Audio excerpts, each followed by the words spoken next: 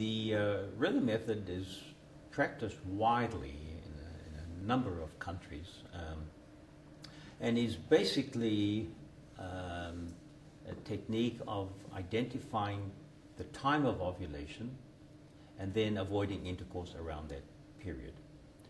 The ways that have been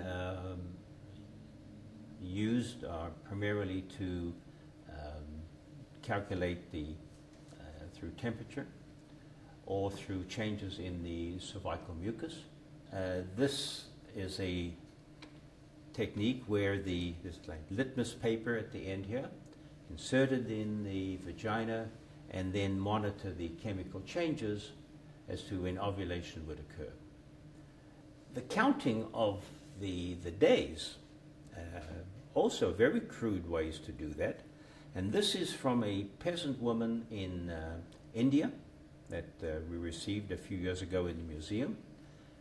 She took some wool and she put various colors of beads all the way around so that she could calculate, for instance, in this case, the white would have been the safe period, the green would have been the unsafe period, the white would have been the safe period, and the red would have been the menstrual flow. And you can see she didn't even have enough of the same color of beads to complete it in a perhaps more efficient way visually.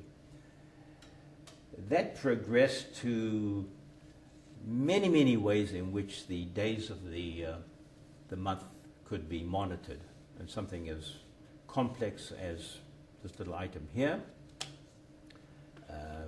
putting the temperature onto a graph. But a modern technique for taking the temperature in the mouth or in the vagina would be this particular device, which has a chip in it. And so the temperature would then be calculated for her particular cycle, which she would be able to then follow. A very innovative, creative technique, which was not commercially successful, was this barrel that was to be inserted in the vagina, and a mirror which is flexible so that the woman would be able to insert it in the vagina, the light would come on, it would show the cervix, and she could adjust the mirror so she could visualize the cervical mucus changes on her own. So a do-it-yourselfer. A total commercial failure. And technically, of course, also you cannot visualize the changes of the cervical mucus this particular way. And as a futuristic item, what the woman will do, she will take her temperature with this in her ear. Again, there is a chip in here that will calculate her safe period and her menstrual cycles.